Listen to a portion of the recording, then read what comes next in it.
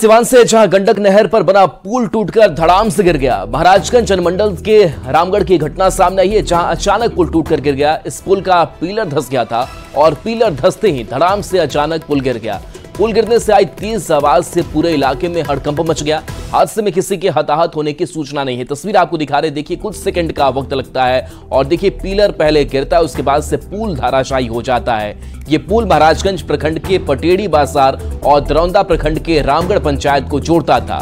पुल टूटने से इस पर से होकर आना जाना लोगों का बाधित हो गया है। तो तस्वीर आपको दिखा रहे हैं, हालांकि बताया जा रहा है कि पुल जो है वो पुराना है। तो ये तस्वीर हम आपको दिखाएंगे, देखिए किस तरीके से ये पिलर आपको नजर आएगा। पिलर जो है वो धीरे धीरे टेढ़ा होता है, कुछ सेकंड का वक्त लगता है और उसके बाद से देखिए पुल जो है वो धराशायी हो जाता है। तो कुछ सेकंड का, कह सकते हैं कि 10 सेकंड का जो वक्त है वो लगता है और ऐसे ही 1 2 3 4 5 6 7 8 9 10 और ऐसे ही इस 10 सेकंड में जो है वो पुल जो है वो धराशायी हो जाता है। और देखिए बिहार से ऐसी कई जो घटनाएं हैं इस बीच सामने आ चुकी है। पिछले 3 साल के अगर डेटा की अगर बात करें तो अब तक करीब 9 जो पुल है वो धराशायी हो गए हैं। हालांकि इस पुल के बारे में ये बताया जा रहा है कि ये पुल जो है वो पुराना हो गया था और लोगों ने चंदा देकर के इस पुल को बनवाया था, लेकिन क्या इसका मेंटेनेंस बीच में नहीं हुआ, क्या इसकी देखरेख नहीं हुई, इस पर भी सवाल जो है वो खड़े हो रहे हैं और सरकार पर भी सवाल खड़े हो रहे हैं। तो ये पुल धराशायी की तस्वीर जो है वो सिवान से निकल करके सामने आई है।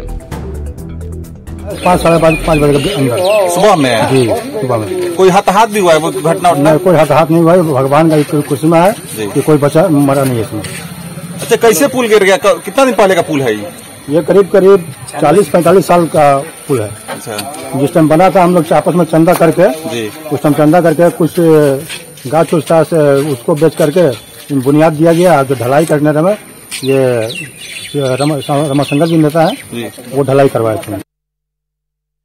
तो बिहार में पुल गिरने का सिलसिला लगातार जारी है और कब कब बिहार में पुल गिरा उसका भी एक डेटा आपको हम बताते हैं। 4 जून 2023 की बात करें तो भागलपुर में गंगा नदी पर बन रहा पुल जो है वो गिरा। 22 मार्च 2023 को सुपौल में बकोसी नदी पर बन रहे पुल का स्लैब गिरता है।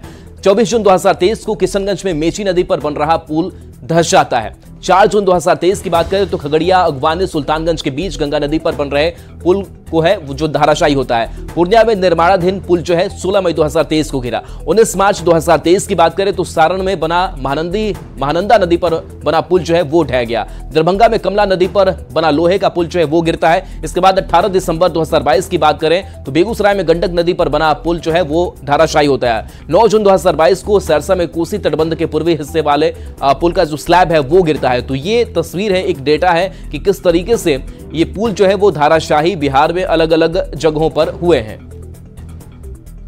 पुल टूटने का सिलसिला जारी है।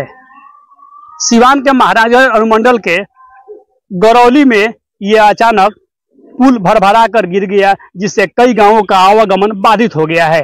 हालांकि सिवान डीएम मुकुल कुमार गुप्ता द्वारा टीम का गठन कर दिया गया है। एसडीएम और कई अधिकारी मौके पर पहुंचे हुए जायजा ले रहे हैं। तस्वीर आप दिखाने की कोशिश करेंगे।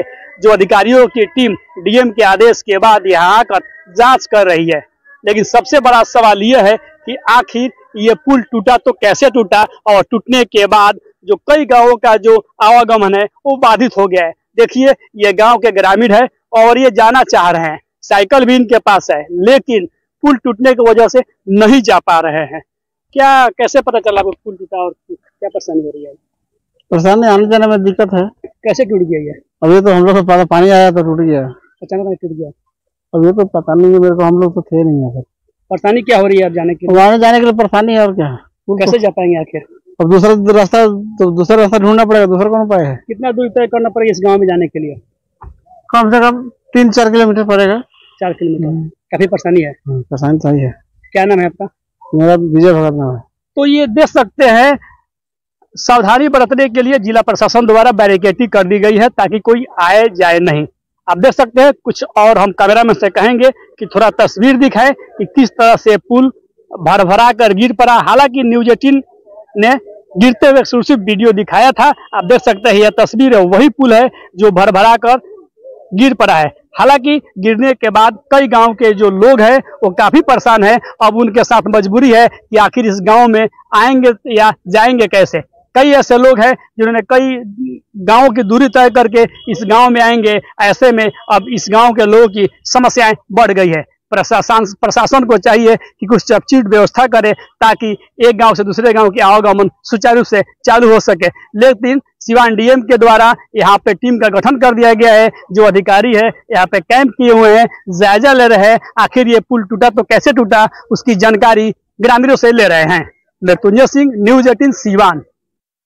बिहार विधानसभा में नेता प्रतिपक्ष तेजस्वी यादव ने पेपर लीक के साथ ही पुल गिरने की घटना को लेकर एनटीए पर निशाना साधा है। उन्होंने कहा कि सभी घटना के लिए आरजेडी, लालू प्रसाद और तेजस्वी यादव को जिम्मेदार ठहरा दिया जाता है और सत्ता पक्ष के लोग दूध के धुले हुए हैं। लगातार पुल गिर रहा है, लगातार पुल गिर रहा है, लगातार ट्रेन हादसा हो रहा है, लगातार पेपर लीक हो रहा है। एक बता दो किस पे कार्रवाई की गई हो, कौन पकड़ा जा रहा है? हाँ, घूम फिरा करके तेजस्वी और लालू जी को गाली देते हैं लोग, इशू को डाइवर्ट करने के लिए। हम ही लोग पुल गिरवाते हैं, हम ही लोग ट्रेन हादसा करवाते हैं, हम ही लोग पेपर लीक करवाते हैं। ये लोग तो एकदम दूध का धुला हुआ सब बैठा हुआ है सब।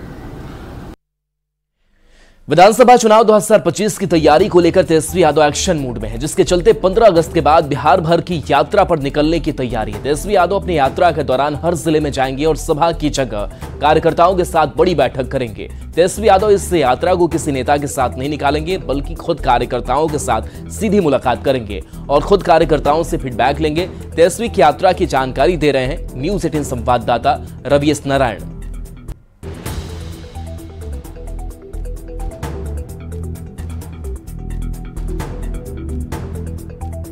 खत्म होने के बाद विधानसभा की तैयारियों को लेकर तेजस्वी यादव जो हैं वो एक्शन मूड में दिख रहे हैं और तेजस्वी यादव ने फैसला लिया है कि 15 अगस्त के बाद बिहार भर के दौरे पे निकलेंगे।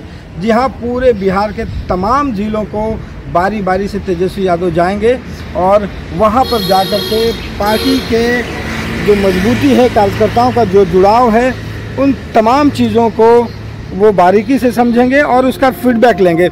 इस यात्रा में तेजस्वी की सबसे खास बात यह है कि तेजस्वी यादव जब इस यात्रा में निकलेंगे तो वहाँ पे कोई बड़ी सभा नहीं करेंगे, बल्कि बैठक करेंगे और बैठक अपने कार्यकर्ताओं के साथ करेंगे। आपको बता दें कि इस जो यात्रा होगी हर एक ज़िलों में, उसमें सबसे खास बात यह है कि इस बार तेजस्वी यादव जब निकलेंगे तो वहाँ पे किसी भी विधायक को या नेता को साथ में लेकर के नहीं जाएंगे। वो जो रणनीति बनी है उसके मुताबिक वो चाहते हैं कि जो नेता है उसका जो जुड़ाव है वो कार्यकर्ताओं के साथ सीधा हो और जो भी समस्याएं हैं वो समस्याएं सीधे उन तक पहुंचे।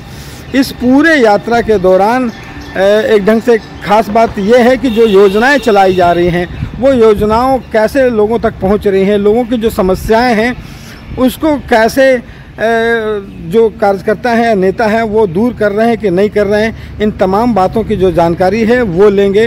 और कल जिस ढंग से बैठक हुई है उसमें जो आरजेडी के जो सुप्रीमो है लालू प्रसाद यादव ने, उन्होंने साफ तौर पर निर्देश दिया है कि वैसे विधायक जो तमाम आरजेडी के हैं उनका फीडबैक लिया जाएगा कि उन्होंने कैसा काम किया है। अगर उन्होंने बेहतर काम नहीं किया है, कार्यकर्ताओं से अगर फीडबैक अच्छा नहीं आया है तो उनका टिकट जो है वो भी कट सकता है। पटना से रवि एस नारायण की रिपोर्ट। और एक नजर इस वक्त की हेडलाइंस पर।